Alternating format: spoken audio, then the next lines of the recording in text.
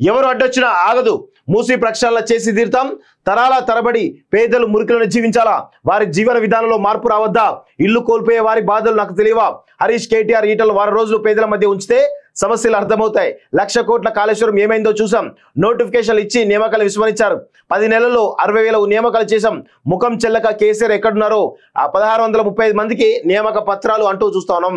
మూసీలో మురికిని తొలగించేందుకే ప్రక్షాళన కార్యక్రమం చేపట్టామని సీఎం రేవంత్ రెడ్డి తెలిపారు.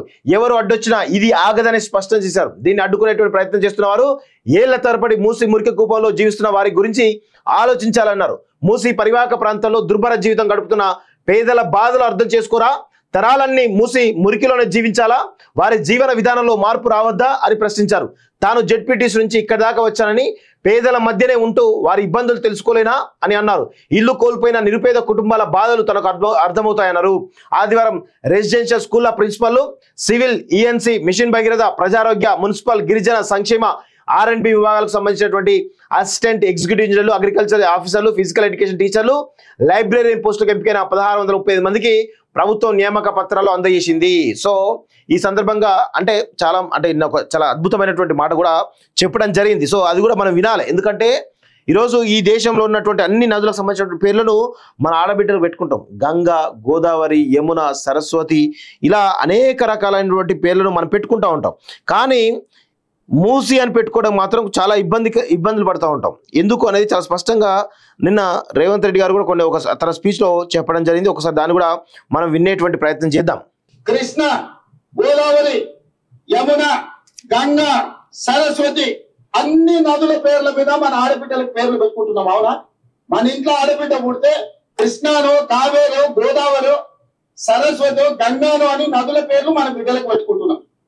ఏ తండ్రి అయినా ఆయన బిడ్డకు మూసి అనే పేరు పెట్టుకున్నాడా? ఇన్ని నదుల పేర్లు, పవిత్రమైన నదుల పేర్లు మన ఆడబిడ్డలకు పెట్టుకున్నప్పుడు మూసి అనే రివర్ పేరు ఏ తండ్రి అయినా బిడ్డకు పెట్టుకున్నాడా? ఎందుకు పెట్టుకోలే? ఆ మూసి కంపు కొడుతుంది కాబట్టి, మూసి మురిగిపోయింది కాబట్టి, మూసిలో విషం చిమ్ముతున్నది కాబట్టి, ఆ విషము, ఆ కంపు, ఆ మురికి మా బిడ్డల పేర్లు పెట్టుకోవద్దాం తల్లిదండ్రులు ఏదైతే అనుకుంటున్నారో ఆ మూసి మురికిని ప్రక్షాళన చేయాలనుకుంటున్నా నేను. ఆ మూసిని నిర్మాణం చేయాలనుకుంటున్నా నేను. ఎందుకు యమున, సరస్వతి, గంగా, కావేరి పేర్లు పెట్టుకున్నప్పుడు మూసి అనేందుకు మన బిడ్డలకు పెట్టుకోకూడదు? ఆ మూసిని అద్భుతంగా నిర్మించినప్పుడు తప్పకుండా తల్లిదండ్రులు వాళ్ళ బిడ్డల పేర్లు మూసి అని పెట్టుకుంటారు.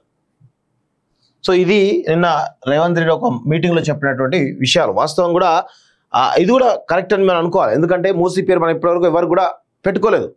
సో అలాంటి పరిస్థితులు ఎందుకు అంటే, మూసి అంటే ఒక మురికి కూపం, అది పెట్టుకుంటే మళ్ళీ దరిద్రమైన కోణంలో ఉంటుంది కాబట్టి దాన్ని ప్రక్షాళన చేసి మేబీ ఆయన చిత్తశుద్ధిగా, సీఎం రేవంత్ రెడ్డి గారు చిత్తశుద్ధిగా ఉంటే ఖచ్చితంగా ప్రక్షాళన కంప్లీట్ అయిపోతుంది. మరి ఏ విధంగా చేస్తారో చూడాల్సిన అవసరం అయితే ఉంది.